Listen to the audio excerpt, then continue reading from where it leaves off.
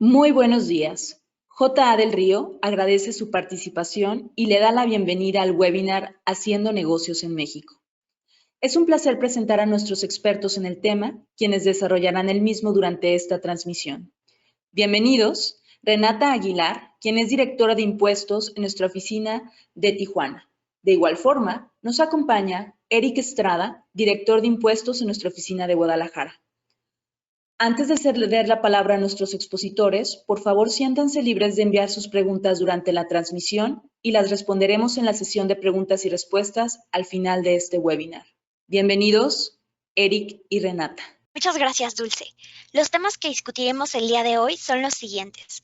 ¿Cuándo establecer presencia formal en México? Generalidades del impuesto corporativo, impuesto al valor agregado y impuesto especial sobre producción y servicios. Asimismo, discutiremos temas laborales y de bancos, entre otras obligaciones fiscales. Dicho esto, daremos comienzo a nuestro webinar y para ello le cedo la palabra a Eric. Muchas gracias, Renata, y muy buenos días a todas las personas que nos acompañan. Es un placer, como siempre, estar con ustedes y esperamos, sobre todo, que les sea de gran utilidad esta plática que tendremos el día de hoy. El hacer negocios en México, para dar inicio a este tema, me gustaría abordar como primera parte, pues la pregunta. La pregunta que todos nos hacemos de cuándo podemos iniciar a hacer operaciones en México. Vamos a considerar diferentes aspectos, pero entre los principales, la cuestión fiscal. Una manera en la que están surgiendo los negocios a manera global es que ya posiblemente en México exista alguna presencia por parte del extranjero en nuestro país, ya sea mediante la exportación directa de algún producto a nuestro país. Es decir, posiblemente alguna de sus compañías ya esté haciendo negocios en México sin la necesidad de tener una presencia fija o ya haber constituido una empresa en nuestro país. ¿Cómo funciona? Pues por lo regular son empresas que exportan sus productos de manera directa a nuestro país. Hay un cliente en México que es el encargado de hacer la importación definitiva o de internar estos productos a nuestro país. Hasta ahí es posible seguir realizando los negocios sin necesidad de constituir una empresa en México, ¿sí? O tener presencia física en nuestro país. Algo que considera nuestra ley es que está permitido hacer la promoción de sus productos u otras actividades, les llama nuestra legislación fiscal, de carácter preparatorio o auxiliar. ¿Qué es esto? Que posiblemente yo tengo algún producto, alguna mercancía o algún servicio que pues me gustaría solamente promocionar en nuestro país. Pues nos permite la utilización de instalaciones con el único fin, repito, de solo almacenar o exhibir estos productos. Es decir, no los voy a vender o enajenar y estas mercancías pues pueden pertenecer como tal solamente para su exhibición y son siempre propiedad del extranjero. También nos permite la utilización de un lugar de negocios con el único fin de comprar bienes. Es decir, yo posiblemente estoy interesado en ciertos productos de México, yo puedo tener o hacer la compra directa de bienes y puedo tener un lugar donde yo puedo revisar las características de estos productos, evaluarlos y en su caso realizar ahora la exportación de México hacia un país al extranjero.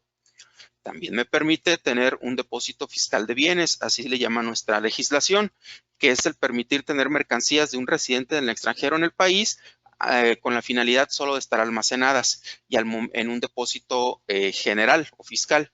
Y solamente se concluyen o se consideran importadas en el momento en que estos productos son sacados de ese recinto fiscal.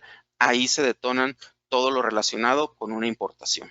En fin, sí existe la manera o sí existe la posibilidad de que estén haciendo las empresas extranjeras negocios en México sin la finalidad de constituirse o antes de constituirse. Sin embargo, cualquier operación que se realice de este tipo siempre tiene que estar llevado o bajo la asesoría de un asesor experto en la materia tanto fiscal como de comercio exterior.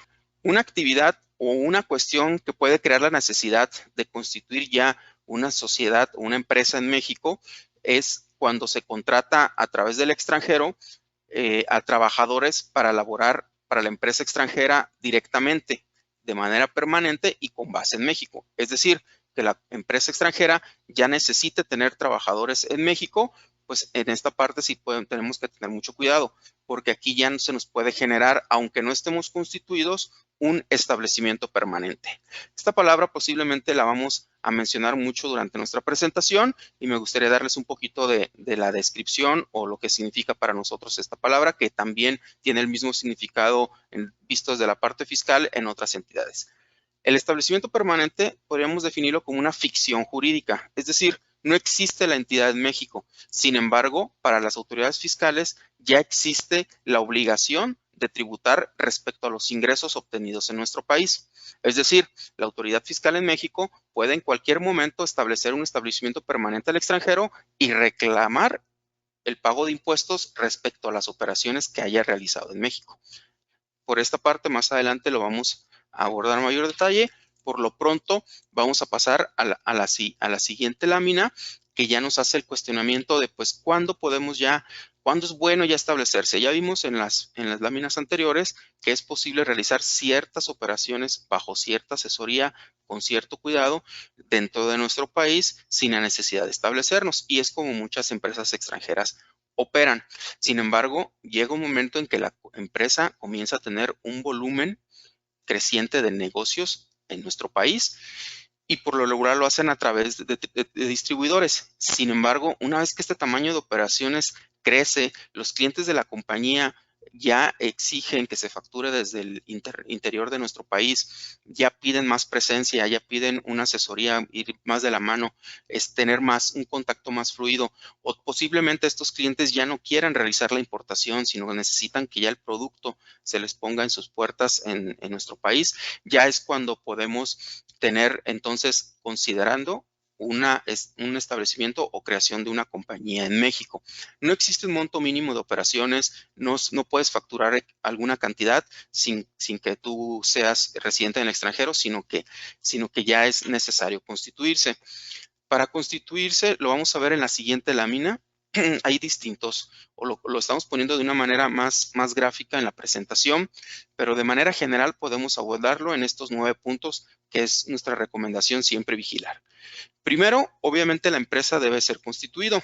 Para esto se hace ante un fedatario público o notario, se nombran los socios, se designan, se envían los documentos del extranjero, pero siempre es importante tener un representante legal en México y un domicilio fiscal. Estas dos partes son muy importantes. Es decir, puede la sociedad tener accionistas extranjeros en su totalidad, pero siempre para efectos mexicanos deberá de tener un representante legal y un domicilio fiscal. Y como pueden ver, siempre partimos de la parte fiscal una vez constituida la compañía. El siguiente paso al obtener la llamada acta constitutiva, que es este documento donde vienen todos los estatutos, las actividades, quiénes son los socios de la compañía y demás formalidades, deben de constar, repito, en esta acta. Y el siguiente paso inmediato es el registrarla ante el SAT. El SAT es el Servicio de Administración Tributaria o las autoridades fiscales para efectos mexicanos. Posterior a su registro, yo no puedo dar los siguientes pasos que están viendo en su pantalla sin no tener el registro ante las autoridades fiscales, ya que para aperturar cuentas bancarias, además del acta constitutiva, el banco me va a solicitar la inscripción ante las autoridades fiscales. Como tercer paso, ya una vez que obtengamos nuestras cuentas bancarias, pues es necesario hacer una configuración del portal en línea para que yo desde el extranjero, en caso de ser necesario, aplicar mis pagos desde allá en lo que tengo personal en mi país que se encargue del área de tesorería. ¿Qué otro proceso sigue? Bueno, pues mi empresa va a tener seguramente más de algún trabajador. Entonces hay que hacer las inscripciones y altas ante las leyes de seguridad social o ante las autoridades de seguridad social, mejor dicho, y también ante las autoridades estatales, ya que para efectos de impuestos de nómina tenemos impuestos estatales e impuestos federales que más adelante los vamos a abordar. También debemos de considerar que en México existen reglas de contabilidad y facturación electrónica. Es decir, yo puedo utilizar un sistema contable, pero este debe de cumplir con ciertas características para efectos fiscales que la ley publica a través de un anexo. Entonces es necesario que este sistema contable, antes de aperturar mi negocio, mi empresa en México, lleve a cabo una revisión solo para asegurarnos de que cumpla con estas operaciones, que cumpla con estos requisitos fiscales. En caso de que no cumpla, se puede tropicalizar o configurar para que lo genere. Por esa parte nosotros apoyamos en todos estos temas que están viendo en su pantalla. Como paso 7, pues tenemos ya que inscribimos la empresa en el Seguro Social, tenemos nuestro sistema contable, pues iniciamos con las contrataciones. En México tenemos contratos individuales de trabajo o contratos colectivos a través de sindicatos. Entonces se deben de hacer estos contratos y obtener una licencia municipal de funcionamiento. En México estamos divididos por el país, que es la federación, estados y municipios. La licencia municipal es para aperturar o funcionar los negocios en México, pero es una obligación, repito, de tipo municipal. Ahora bien, ¿qué tipo de sociedades podemos constituir como paso A antes del registro ante el SAT? Y eso lo vamos a ver en nuestra siguiente lámina. Existen distintos tipos de sociedades, sin embargo, las más utilizadas actualmente son las que ven en su pantalla, la sociedad de responsabilidad limitada y la sociedad anónima. Tenemos una ley general de sociedades mercantiles en la cual me habla o me permite la creación de distintos tipos de sociedades. Sin embargo, repito, estas son las más utilizadas porque también son las más recomendadas. Las sociedades en México son nominativas, es decir, deben de tener una denominación social. Existe de cierta manera el secreto referente al registro público de comercio de quiénes son los socios. Sin embargo, sí se puede hacer consulta en este registro público, pero de manera general estas son las más utilizadas. Existen otro tipo como sociedades cooperativas, comandita simple, por acciones, sociedades civiles, asociaciones civiles, pero para efectos de la inversión extranjera en México, repito, estas son de las más utilizadas y también las más sugeridas. Pasamos con nuestra compañera Renata para ver el siguiente tema. Gracias, Eric. Yo les voy a platicar acerca de los impuestos corporativos en México. Siguiente lámina, por favor. Los principales impuestos que afectan a las empresas que hacen negocios en México son el impuesto sobre la renta, el impuesto al valor agregado y el impuesto especial sobre producción y servicios, de los cuales Eric nos va a platicar más adelante, y las contribuciones de seguridad social. Una empresa se considera residente para efectos fiscales mexicanos cuando la administración principal de su negocio se ubica en territorio nacional. México tiene un sistema de tributario de renta mundial, lo cual significa que los residentes en México pagan impuestos sobre la totalidad de sus ingresos sin importar que los hayan obtenido en México o en el exterior. Mientras que las empresas que no son residentes en México solamente pagarán impuestos sobre la renta por los ingresos con fuente de riqueza en el país. Y en términos generales, se asume que la fuente de riqueza se ubica en México cuando las actividades o los activos involucrados se encuentran en el país, o, muy grosso modo, cuando el pago es efectuado por una compañía residente en México a un residente en el extranjero.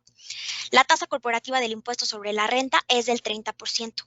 El ingreso bruto de una empresa residente en México incluye todos los ingresos recibidos, ya sea en efectivo, en especie o en servicios.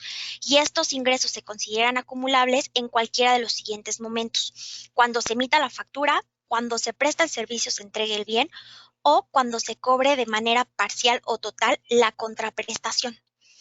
Por lo que hace a los costos, gastos e inversiones, estos serán deducibles solo si cumplen con ciertos requisitos. Por ejemplo, ser estrictamente indispensables para la operación, estar respaldados por facturas fiscales, estar debidamente registrados en contabilidad y haberse pagado a través de las cuentas bancarias aperturadas a nombre del contribuyente. En México tenemos una mecánica para efectos del cálculo de pagos provisionales, los cuales se determinan con base en el coeficiente de utilidad del ejercicio inmediato anterior, mientras que la base del cálculo del impuesto anual, así muy a grosso modo, será la diferencia entre ingresos acumulables y deducciones autorizadas. México es miembro activo de la OCDE, en virtud de lo cual ha ido adoptando de manera gradual las recomendaciones de las 15 acciones BEPS en su legislación doméstica. De hecho, la primera vez que México incorporó a la Ley del Impuesto sobre la Renta las recomendaciones BEPS fue en 2014. Posteriormente hizo algunas adecuaciones en 2016 y ahora, como resultado de la reforma fiscal 2020, adoptó de tajo 6 de las 15 acciones BEPS para ampliar la definición de establecimiento permanente, limitar el acreditamiento del ISR pagado en el extranjero, limitar la deducción de intereses que superen el 30% de la utilidad fiscal de la entidad, y asimismo incorporó reglas en materia de economía digital, reglas para neutralizar los efectos de los mecanismos híbridos y disposiciones en materia de esquemas reportables. Siguiente, por favor. Ahora vamos a platicar acerca del reparto de dividendos. Las empresas mexicanas deben mantener un registro de las utilidades generadas que ya hayan pagado impuesto en una cuenta conocida como Cuenta de Utilidad Fiscal Neta o CUFIN. En términos generales, los dividendos o utilidades distribuidos en exceso del saldo de esta cuenta estarán sujetos del impuesto sobre la renta que deberá pagar la compañía que los reparte. Adicionalmente, a partir de 2014, los dividendos distribuidos a accionistas extranjeros y a personas físicas residentes en México están sujetos a una tasa de retención adicional del 10%. Es importante señalar que la distribución de dividendos entre empresas mexicanas no estará grabado para efectos de impuestos sobre la renta siempre que estos dividendos provengan de CUFIN. Ahora, tratándose de pagos al extranjero, no solamente dividendos, ¿no? Me refiero a intereses, regalías, management fee, asistencia técnica, servicios, etcétera. Es muy importante que previo al inicio de operaciones se haga un mapeo de los pagos al extranjero que efectuará la entidad mexicana a fin de asegurar el cumplimiento de requisitos tanto de forma como de fondo que garanticen su deducción. Entre ellos, efectuar la retención del impuesto sobre la renta. Esta retención podrá ser reducida si se invocan los beneficios de los tratados para evitar la doble tributación.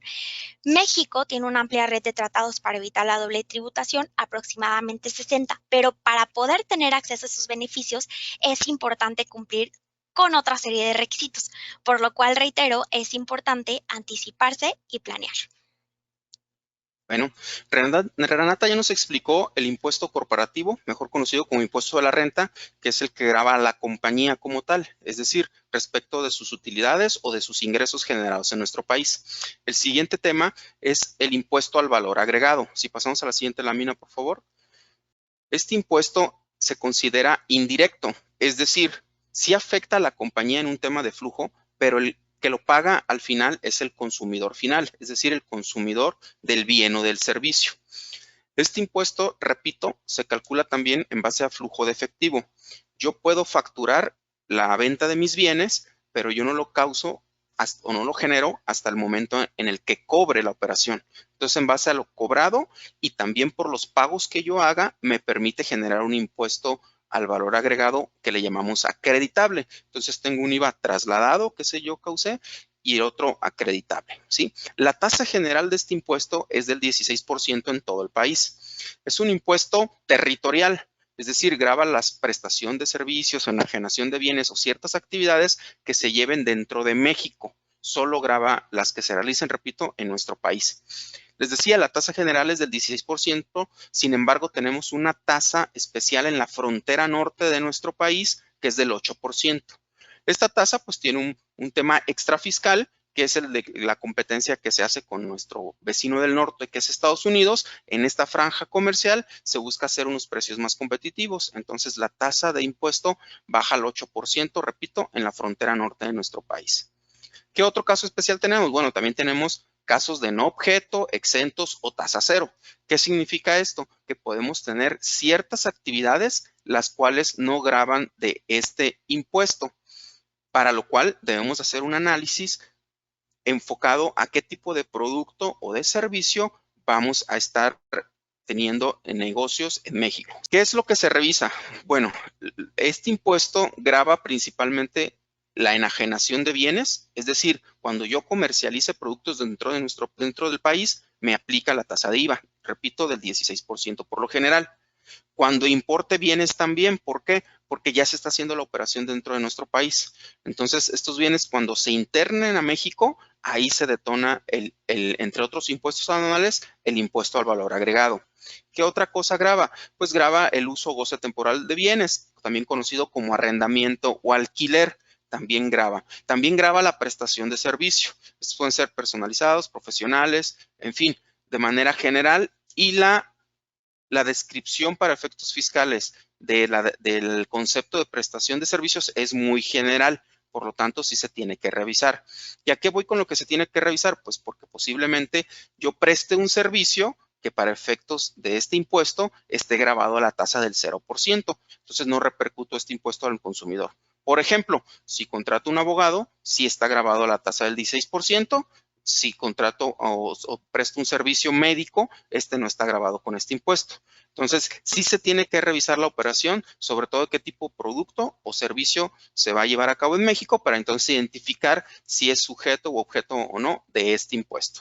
Una parte muy importante y que se agregó a fechas recientes a este impuesto, pues son las actividades que tienen que ver con los servicios digitales prestados en México por residentes en el extranjero. ¿Qué es lo que sucedía? Que había ciertas plataformas de streaming que en este impuesto no se causaba, puesto que la plataforma se consideraba que estaba en el extranjero. Como les había dicho en un inicio, al ser un impuesto territorial, existía esta laguna de ley que pues no permitía que estas empresas o no aclaraba si estas empresas estaban obligadas al pago de un impuesto, al pago o no pago de este impuesto. Ya se modificó la ley a partir del año anterior. Ya estas empresas están obligadas al traslado de este impuesto, se les obligó a registrarse ante el fisco y principalmente también están obligados al intercambio de información. Al final, a estas compañías no es un impuesto corporativo, puesto que no les grava a ellos, sino que ellos son los encargados de gravar su servicio, su prestación de servicio en nuestro país a los consumidores finales, quienes pagan este impuesto. Ellos están obligados a recaudarlo y entregarlo a las autoridades fiscales. Esta lámina lo que nos dice es cómo podemos de manera general platicarles sobre la determinación del pago. Como les había dicho, al momento de la venta o prestación de un servicio, tengo un IVA trasladado, pero también de todos los gastos incurridos o costos para llevar a cabo mi operación, puedo tener un IVA acreditable. Es en base a flujo, comparo y la diferencia va a ser mi neto a pagar, el cual debo de enterar al fisco mexicano. Al final, repito, no tendría que afectar a la empresa, excepto en efectos de flujo. Es un pago mensual o es una determinación que se hace de manera mensual y se entera en el mes posterior siguiente la cantidad. Permite el acreditamiento, como les había dicho, pero ¿qué sucede si, por ejemplo, yo me dedico a la distribución de productos médicos? Estos podrían estar grabados a la tasa del 0%, pero todas las operaciones o todo el costo que yo tenga me va a generar un IVA acreditable que muy seguramente va a ser superior a mi IVA causado. La ley me reconoce que este efecto, en el caso de que mi IVA acreditable sea mayor al impuesto causado, voy a tener un saldo de IVA a favor, el cual yo puedo a futuro acreditarlo, compensarlo o solicitarlo en devolución. ¿Cuál es la diferencia de estos tres temas? Bueno, el acreditamiento es guardar ese saldo a favor y aplicármelo contra futuros pagos. Entonces, lo puedo de cierta manera congelar. También me permite la compensación, aunque hubo algunas modificaciones y hay ciertos requisitos, es el menos utilizado, pero también me permite solicitarlo en devolución. Es decir, si mi operación es plana y siempre voy a estar distribuyendo productos médicos, todos los meses voy a tener saldo a favor de IVA. En este caso, lo mejor es implementar un esquema de trámites continuos de solicitud de devolución a la autoridad fiscal. En esta parte, la autoridad no precisamente genera un ambiente de recuperación de saldos a favor muy sencillo. Se somete el trámite y la autoridad lo podrá resolver y en su caso se podrán aportar documentación adicional para aclarar que es procedente el saldo a favor y estarlo recuperando. De manera general, la recuperación de este impuesto es continua. Entonces, es una parte interesante para las empresas que van a llevar a cabo operaciones en México que no son causantes del impuesto al valor agregado. Otro impuesto que mencionaban es el que conocemos como IEPS o impuesto especial. Al igual que en otros países, además de tener este impuesto al consumo que se llama valor agregado, impuesto al valor agregado, también tenemos otro que grava ciertos productos y servicios especiales. Este impuesto va enfocado a todos estos productos como son el alcohol, el tabaco, los casinos, repito, juegos de azar, en fin, alimentos con alto contenido calórico.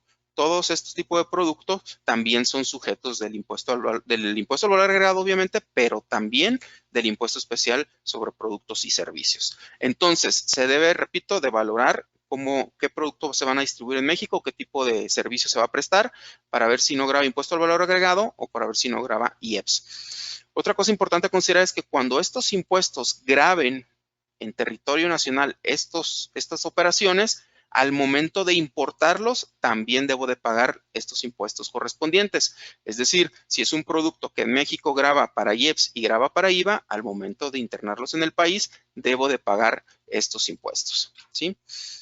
Por este tema sería todo. Pasamos allá a los temas con Renata, a los temas laborales. Muchas gracias, Eric. Las empresas mexicanas que cuenten con empleados deberán distribuir y pagar un monto equivalente al 10% de las utilidades generadas durante un ejercicio fiscal determinado.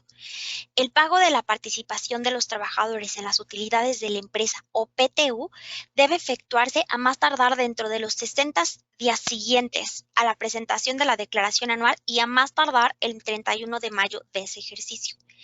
El reparto de PTU es un derecho de los empleados consagrado en la Constitución, lo cual significa que no es opcional. Esto fomentó la proliferación de esquemas de subcontratación, ya sea mediante insourcing o outsourcing, como medida para controlar este reparto de PTU. Pero, como resultado de la reforma laboral recientemente aprobada, se prohíbe la subcontratación y entre los puntos discutidos que causaron mucha polémica fue el reparto de la PTU, la cual quedó limitada a lo siguiente: 3 meses de sueldo o el promedio de la participación recibida por el trabajador durante los últimos 3 años, lo que resulte de mayor beneficio para el empleado. Ahora, tratándose de PTU, hay algunos factores de riesgo a considerar, como la existencia de sindicatos laborales, cuestiones de insourcing o outsourcing, servicios especializados, que platicaremos más adelante. Voy a platicarles en términos generales en qué consistió la reforma laboral de 2021, puesto que tendremos un webinar específico para esto. El objetivo de esta reforma fue mejorar las condiciones laborales de los trabajadores, por un lado, y por otra parte, incrementar la recaudación fiscal. Entonces, se prohíbe la subcontratación laboral y por subcontratación laboral se entiende poner a disposición trabajadores en beneficio de otra persona.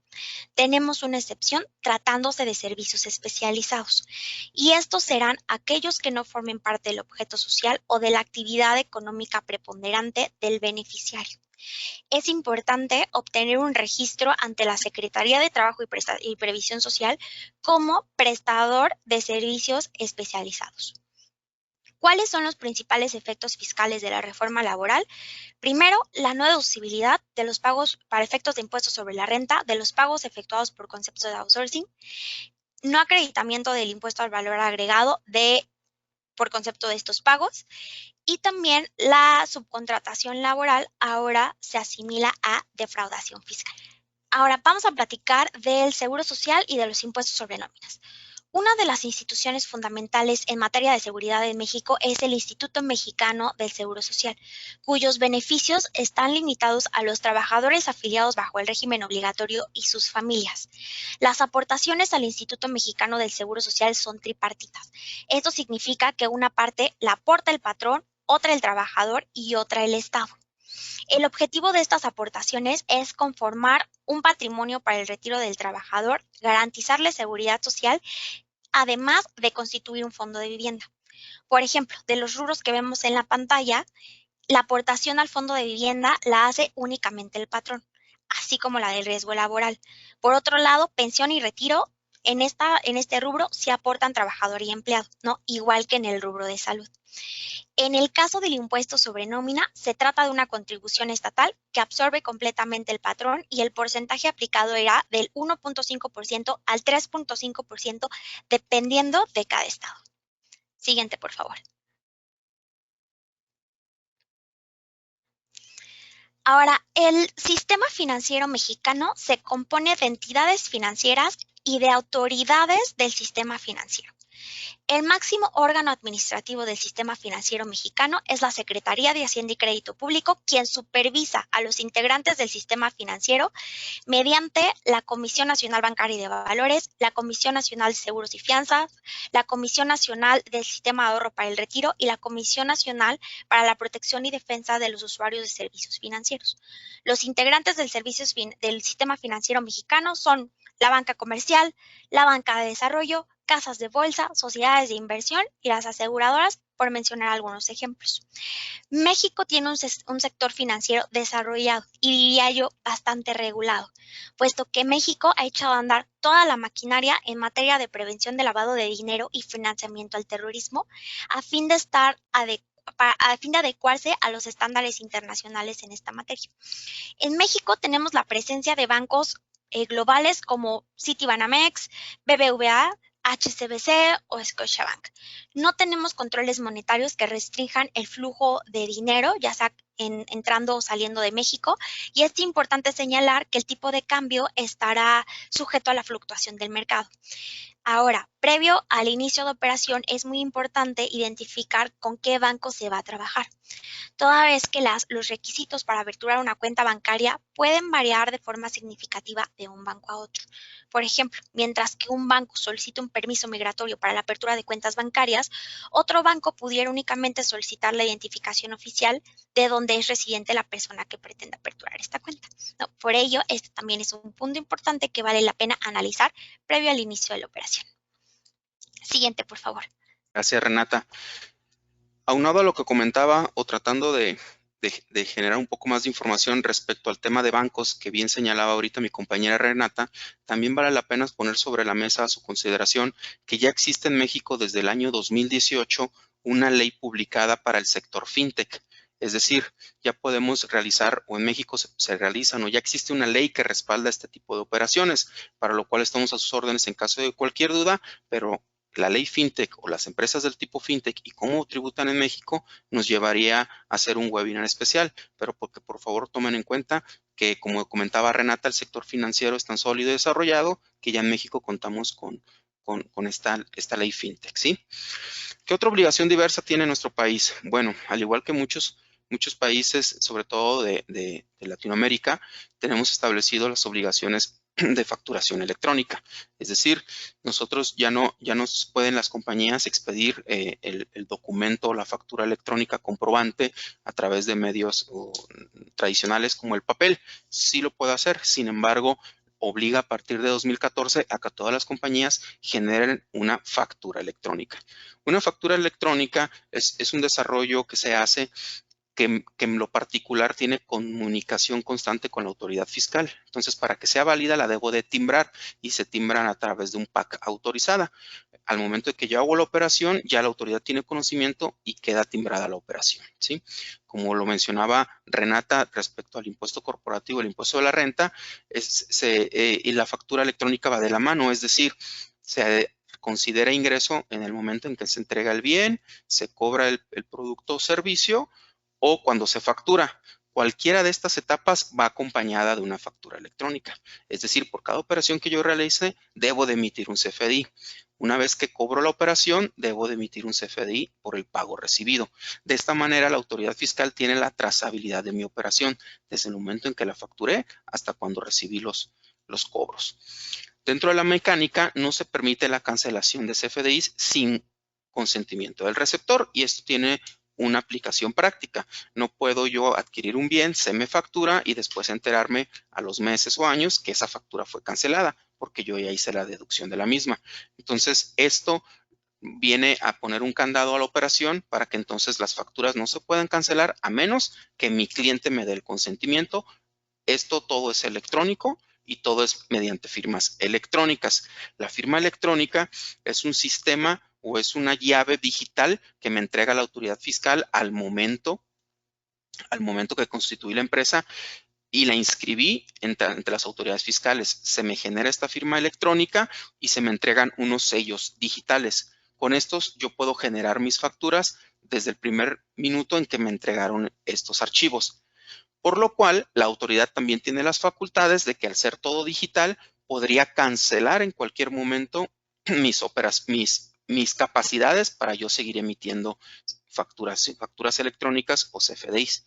Es decir, si la autoridad ve un comportamiento atípico en mis impuestos o detecta que no he estado al corriente del pago de mis contribuciones, en cualquier momento puede, por así decirlo, picar un botón, cancelarme los sellos digitales y entonces yo ya no puedo llevar a cabo mis operaciones de facturación adelante y a nivel operativo pues me traba toda la operación. Por eso es así, es lo que busca la autoridad fiscal, por lo cual recomendamos que una vez que se constituyen las empresas, tener mucho cuidado en el cumplimiento fiscal es muy importante. Es muy importante estar al día a día. ¿Por qué? Pues porque precisamente me puede detener la operación cualquier tema o problema que tenga ante las autoridades fiscales. ¿Qué casos especiales tengo además de CFDIs por ventas? Pues tengo los CFDIs por pagos al extranjero. Como ya lo dijo Renata, México graba la fuente también en nuestro país. Entonces, cuando yo hago un pago al extranjero, también lo debo de timbrar. Y no es porque al extranjero le sirva ese comprobante fiscal digital, sino porque la autoridad quiere enterarse en tiempo real cuando yo hago este tipo de operaciones. Entonces, mediante este timbrado, la autoridad se da cuenta. Si no lo hago, no sería deducible. Los requisitos, además de hacer una retención, como lo mencionó Renata, está que yo emita estos FDIs, es decir, sucede como un tipo de información en tiempo real de la autoridad de las operaciones que estoy realizando con el extranjero. Entonces, se emiten los CFDIs por pagos al extranjero, como ya los mencionamos. También existe el timbrado o CFDIs de nóminas, es decir, cada que yo pague a mi trabajador su sueldo, debo de timbrarlo, debo emitir un comprobante electrónico con el cual la autoridad fiscal también ya tiene en sus registros mis trabajadores cuántos sueldos recibieron para que ellos a su vez puedan determinar sus impuestos y que la autoridad se garantice de que están bien determinados. También existe un CFDI de traslado. Esto es, cuando yo haga un traslado de mercancías de un punto a otro dentro del país, debo de emitir un CFDI especial para comprobar la procedencia de la mercancía. Y también existe, entre otros, el CFDI de exportación, es decir, cuando yo produzca en México y exporte a otros países, también tiene un timbrado de una factura electrónica especial que debo de guardar ciertos requisitos para entonces poder generar la exportación de mis productos a otros países. Esto es lo que les puedo platicar con respecto a la facturación electrónica. En la siguiente lámina, por favor, vamos a platicar de lo que causó aquí en México o ha permitido que la autoridad tenga una mayor vigilancia sobre nosotros los contribuyentes, que además de lo que ya comentamos de facturación electrónica va de la mano, es la contabilidad electrónica. Es decir, la autoridad emitió unas medidas estándar de contabilidad. Como les había dicho, podemos llevar el sistema contable o ERP que necesitemos, pero siempre y cuando me pueda generar información estandarizada bajo reglas del SAT para entonces poder nosotros estar de manera periódica enviando nuestros reportes financieros a la autoridad fiscal. ¿Qué es lo que busca la autoridad fiscal? Pues que no me regrese a mover mis estados financieros o a simular alguna operación. Entonces, todo el tiempo tiene de manera periódica la información financiera de la compañía. Son archivos que se entregan en versión XML y al final lo que se entrega es el catálogo de cuentas, que es la configuración inicial. Yo hago una configuración de mis cuentas contables, de cómo las va a emitir el sistema para reportarlas al SAT, y lo que se entrega es la balanza de comprobación, mensual, y las pólizas electrónicas, es decir, deben de estar registradas, todas mis operaciones deben estar soportadas con una facturación electrónica. Entonces, mi sistema contable me debe de permitir que toda operación que yo realice me deje adjuntar, agregar o acompañar el comprobante fiscal digital correspondiente. También me permite reconocer las cuentas de orden. Estas no tienen efecto, pero sin embargo tienen un registro, se debe de respetar y se deben de reconocer dentro del sistema contable. Pasamos al siguiente tema, por favor. Bueno, como ya lo había comentado Renata, México, al ser parte del grupo BEPS y también por así convenir a sus intereses, ha realizado modificaciones al Código Fiscal de la Federación, es decir, al Código Tributario, en el cual ya considera normas generales antiabuso. ¿Qué es esto? Pues la simulación de actividades, ¿sí? Tiene por objeto, pues, detectar actos jurídicos que carecen de razón de negocios, es decir, la simulación. Yo llevar a cabo un contrato, pero en la realidad hacer una operación que al final no tiene que ver con el contrato, o aunque tuviera que ver, no existió realmente. Entonces, todo esto en la búsqueda de reducir mi tasa corporativa o reducir el pago de impuestos, ya existen normas que me limitan a hacer este tipo de operación, por lo cual debemos de tener mucho cuidado en cómo se lleven los negocios en nuestro país. ¿Qué es lo que me pide? Pues de que debe de existir razón de negocios, es decir, que en mis operaciones exista el por qué llevo a cabo la operación y que yo tenga una retribución lógica o normal, puesto que determina que no existe razón de negocios cuando el beneficio económico cuantificable, razonablemente esperado, es menor al beneficio fiscal.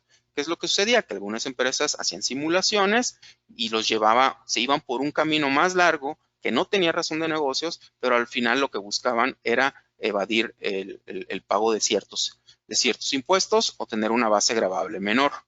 Entonces, mucho cuidado con esta parte y obviamente con las operaciones, como ya lo mencioné, simuladas o inexistentes, pues ya que cuando la autoridad detecte que un contribuyente ha emitido comprobantes sin contar con los activos, el personal o la infraestructura necesaria para poder prestarlos o para poder comercializar estos productos, el contribuyente podría ser considerado como un emisor de facturas falsas, es decir, que está solamente llevando a cabo operaciones inexistentes. También esto sucede cuando el contribuyente se encuentre como no localizado. Por eso la importancia que les mencionaba al inicio de contar con un domicilio fiscal en México. Entonces, ya les había dicho, domicilio fiscal y representante legal.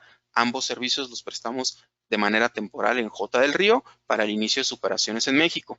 Y les repito, lo que busca es atacar a estas empresas de papel, es decir, que solamente existían en un documento, pero realmente no contaban con activos, no contaban con personal y no podían prestar los servicios por los cuales estaban emitiendo sus comprobantes. Otra obligación que vamos a ver en el siguiente tema, en la siguiente lámina, por favor, es lo relacionado con las obligaciones de precios de transferencia. Es decir, esto aplica para las empresas mexicanas que realizan operaciones ya sea dentro del país o en el extranjero con sus partes relacionadas. De manera general, ¿qué se considera partes relacionadas? Bueno, son estas operaciones que se realizan con otras compañías que son partes relacionadas respecto a las acciones, es decir, que pueden compartir a los accionistas que pueden ser los mismos, pero también considera cuando se influye en la administración directa o indirecta de la otra compañía. Ahí ya se puede considerar parte relacionada. Es decir, posiblemente no sean los mismos accionistas, pero sí son del mismo grupo o sí influyen en la administración una de la otra. Ya se considera para efectos fiscales precios de transferencia. Y al final, ¿qué es lo que busca las reglas de precio de transferencia en nuestro país? Pues como son en todo el mundo, determinar que las operaciones entre compañías relacionadas se lleven a cabo como que si fuera entre partes independientes. ¿Sí? Es decir, no generar una utilidad o una pérdida a propósito, sino que todas tengan un valor de mercado. Ahora bien, ¿cuándo nos aplican estos análisis o estos estudios de precio de transferencias, de los cuales tenemos un departamento especial en la firma? Pues es para todas las empresas, pero la obligación de contar con el estudio o el análisis en lo particular es para aquellas empresas que tengan ventas por más de 13 millones de pesos. Y cuando realicen actividades empresariales, cuando sean por más de 3 millones de pesos en el año, ahí están obligados a tener su estudio de precio de transferencia. Esto no significa que por no estar obligado a tener el estudio, yo pueda dictar los precios de una u otra manera. No, lo que está hablándonos aquí es que estamos obligados a tener el soporte de ese estudio. Pero siempre estaremos obligados a que todas las operaciones entre partes relacionadas se hagan a valores de mercados, es decir, como si fueran entre partes independientes. Otra obligación importante es que tenemos declaraciones informativas múltiples en cada año. En estas se informa a la autoridad las principales operaciones, sobre todo las con los extranjeros. Tenemos un CIPRED, es un dictamen fiscal, pero en México es opcional. Muy pocas empresas están obligadas a dictaminarse. Como regla general, es opcional. Tú decides si te dictaminas o no te dictaminas. ¿Qué dictamen? Pues es esta opinión de un tercero certificado registrado ante la autoridad fiscal que emite su opinión sobre los estados financieros que guarda mi compañía y también para efectos fiscales. Repito, de manera general, esto es opcional.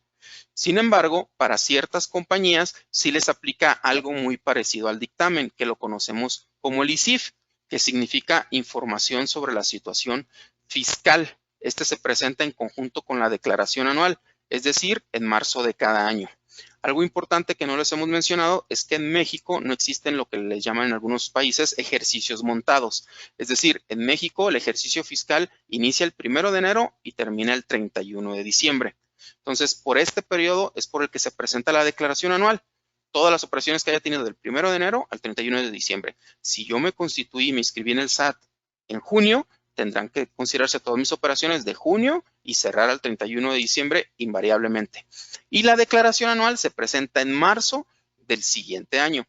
En ese mes se deberá de presentar también el ICIF siempre y cuando esté obligado. Es decir, no obliga a todas las empresas, igual que el CIPRED, o al igual que el estudio de precio de transferencia, va de la mano del monto de los ingresos. Aquí estamos hablando de que me aplica el ISIF cuando tengo operaciones en mi ejercicio inmediato anterior que representen ingresos acumulables de alrededor de 815 millones. Son alrededor de 41 millones de dólares. Entonces, esto es parte de las obligaciones importantes que también debemos de considerar. Ahora vamos a la siguiente lámina, por favor, para ver qué sucede con el tema de precios de transferencia. Pues bueno, como les había dicho, es obligación siempre y cuando se rebasen ciertos ingresos. Pero también hay obligaciones de reportar, ya sea el archivo local, el archivo o master file y el country by country. Estos tres informes es de acuerdo al tipo de o a la cantidad de los ingresos. Yo estaré obligado a reportarlo, sí o no, dependiendo también de lo que acuerde con mi corporativo. Sin embargo, por el nivel de ingresos, sí es muy importante considerar que esta obligación de estos tres archivos me podrían aplicar si llevo operaciones en México, repito, de acuerdo al nivel de ingresos. Y obviamente todo como parte de las medidas para evitar la erosión, las llamadas BEPS, que en este caso estamos enfocados precisamente a la acción 13. Pues bueno, si me ayuda Renata con la siguiente parte, que ya me gustaría que estuviéramos juntos, que es la parte de las conclusiones. Si pasa a la siguiente lámina, por favor. Son conclusiones y recomendaciones. Les podríamos decir que invariablemente antes de iniciar una operación en México es necesario asesorarse de especialistas en la materia para ver o analizar cómo va a ser su operación, definir una estructura fiscal para México, conocer la perspectiva, el efecto que tendrá esta operación con otros países del grupo del corporativo y recordarles que siempre las normativas mexicanas están implementadas con respecto a las recomendaciones BEPS. Correcto. También será muy importante todos los temas laborales, ¿no? Específicamente los relacionados con la repartición de la PTU, ¿no? Hoy en día estamos transicionando, ¿no? hacia nuevas disposiciones, ¿no? En virtud de la publicación de la reforma laboral. Entonces, es muy importante analizar esta parte de los empleados, los beneficios que tendrán, de cuánto será el reparto de PTU, etcétera. Asimismo, definir las cuentas bancarias previo al tema de la apertura. La apertura de cuentas bancarias es un tanto tardado, por lo cual si se hace con más tiempo de anticipación se haga, mejor, ¿no? Por ello sugerimos tomar sus previsiones y asimismo también es muy importante identificar el sistema contable que se usará en México. No solamente un sistema contable local cumplirá en materia de contabilidad electrónica, pero no significa que este sistema no pueda convivir, por ejemplo, con el sistema que usa la parte relacionada en el extranjero o que no se puedan cumplir con los requisitos necesarios para que el grupo consolide estados financieros. Entonces, el hecho de que tengamos que cumplir con contabilidad electrónica o en cuestiones bastante locales, pues no significa vamos también satisfacer las necesidades del corporativo en materia de estados financieros, contabilidad, etcétera. Una de las preguntas más frecuentes es ¿en cuánto tiempo puedo tener ya mi empresa arrancando? Pues tenemos que partir desde la constitución, que necesitamos de los abogados y del notario, hasta la apertura de cuentas bancarias, registro ante las autoridades tributarias y de seguridad social.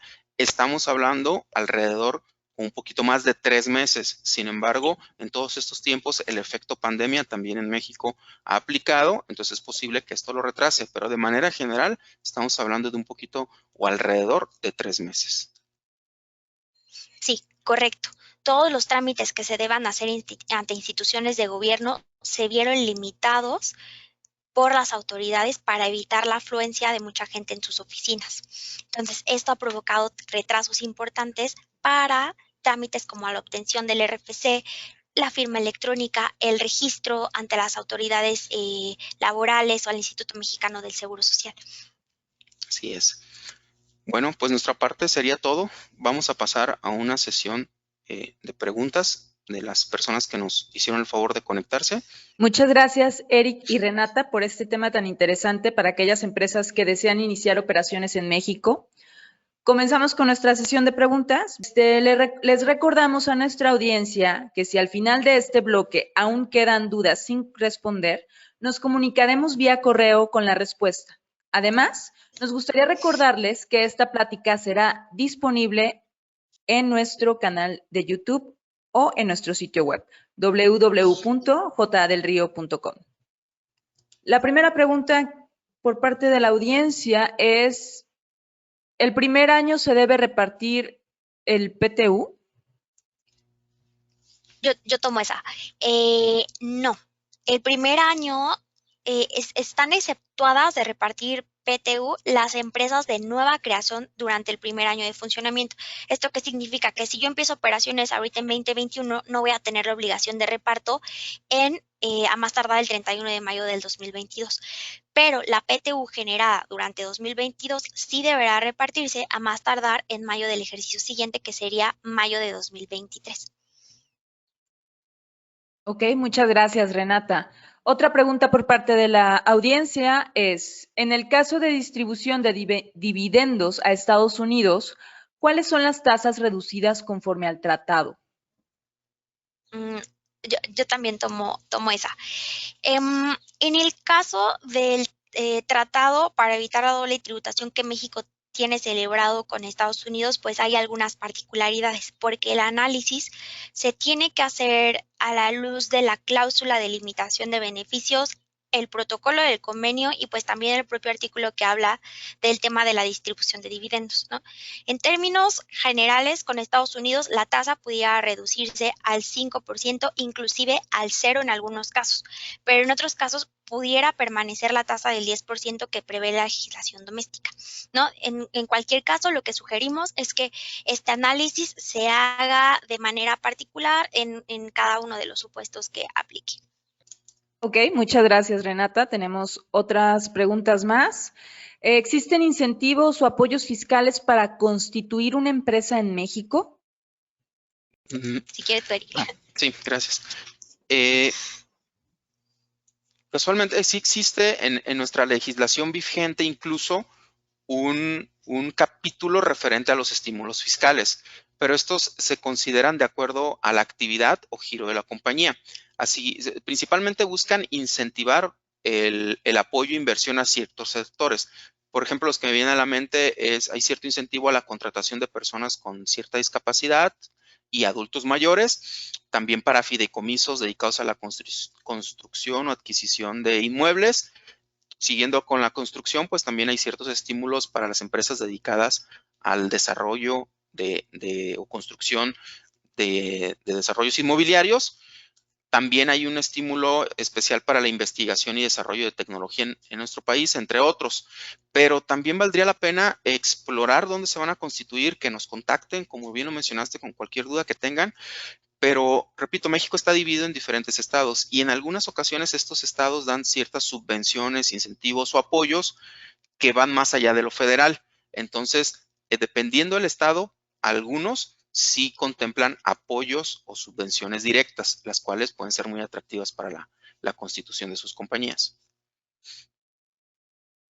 Muchas gracias, Eric. Tenemos otra pregunta más. Bueno, tenemos varias preguntas. ¿Existe retención en la fuente dentro del país? Gracias. Esta pregunta, por lo regular, bueno, retención en la fuente. En países de Centro y Sudamérica se entiende esta retención que se hace por las operaciones dentro del país. Como dijo Renata, sí, ya existe la retención por los ingresos con fuente de riqueza en nuestro territorio nacional. Pero la retención en la fuente no aplica a las operaciones internas regulares de compra y venta, a diferencia de otros países, que cuando yo compro, o más bien cuando yo compro y hago un pago, no existe una retención en las operaciones regulares de compra y venta de mercancías o de servicios, como entre empresas o personas morales, como sucede en otros países. Sí existen las retenciones, pero más bien va a cierto tipo de servicios o cierto tipo de proveedores. Por ejemplo, si yo pago honorarios a una persona física o persona natural, sí me obliga a hacerle una retención, tanto para ICR como para IVA.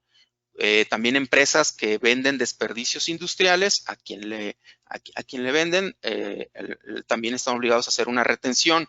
También por el autotransporte de bienes, los fletes, transporte de mercancías, quien me preste servicio, le tengo que hacer una retención, también el pago de comisionistas y, en fin, algunos casos especiales, repito, como sobre todo enfocado a personas físicas o personas naturales. Por ejemplo, cuando rento un inmueble, estoy obligado al momento de hacer el pago a hacer una retención, renta, es decir, cuando alquilo un inmueble. Y también, por ejemplo, el más común es cuando hago un pago por sueldos y salarios a mis empleados, además de timbrarlo, le debo de hacer la retención correspondiente de impuestos. Muchísimas gracias por esa respuesta, Eric. Haré 2 preguntas más por el tiempo. Aquí tenemos otra. ¿Es posible la importación de productos sin adscrito al padrón de importadores? No, invariablemente para tener una importación o internar mercancía al país, lo tiene que hacer un importador que se encuentre registrado en tal padrón. Y también hay padrones sectoriales, por ejemplo, los textiles, de acero y de otras cuestiones, también se deben de registrar y a un padrón, repito, de importación sectorial. En nuestra área de comercio exterior se puede hacer un análisis de qué tipo de mercancía es, cómo es la operación y podemos darles con gusto nuestros comentarios. No sé tú, Renata, si quieres agregar algo. No, o sea, creo que la respuesta corta es no. Todas las empresas deben obtener un padrón de importadores que lo otorga la Secretaría de Hacienda y Crédito Público. Se tienen que cumplir con ciertos requisitos. Entonces, bueno, es importante también asesorarse al respecto porque, bueno, como todo trámite que se tiene que hacer ante nuestra autoridad fiscal, pues resulta, pues, implica cierta carga administrativa y ciertos tiempos, etcétera, sí. Tenemos la última pregunta para ya despedirnos. Si mi receptor de CFDI es extranjero, ¿tengo que utilizar un RFC genérico? ¿Me puedes repetir la pregunta? Si mi receptor de CFDI es extranjero, ¿tengo que utilizar el RFC genérico? Sí, me imagino que se refiere a quien lo voy a emitir, ¿verdad, Renata? Sí, seguramente se está refiriendo a que el que emite es un residente en México y el receptor está en el extranjero. Entonces, aquí vamos a partir de la premisa de que las personas morales residentes en México están obligadas a emitir un comprobante fiscal por todas sus operaciones. Todas. No importa con quién se lleve a cabo la operación, si es una empresa mexicana o si es una empresa extranjera. Si se trata de una empresa extranjera, pues sí, se puede ocupar el CFDI, el RFC genérico que menciona. Pero sí, o sea, tiene que expedir CFDI por todas las operaciones que realice. Muy bien, pues muchísimas gracias, Eric y Renata. Hemos llegado al final de este webinar. J.A. del Río, ayudando a las empresas a hacer negocios en Latinoamérica, agradece nuevamente su interés, quedando a su disposición ante cualquier duda o consulta que requiera en el correo contacto@jadelrio.com. Muchas gracias. Gracias a todos. Muchas gracias, hasta luego.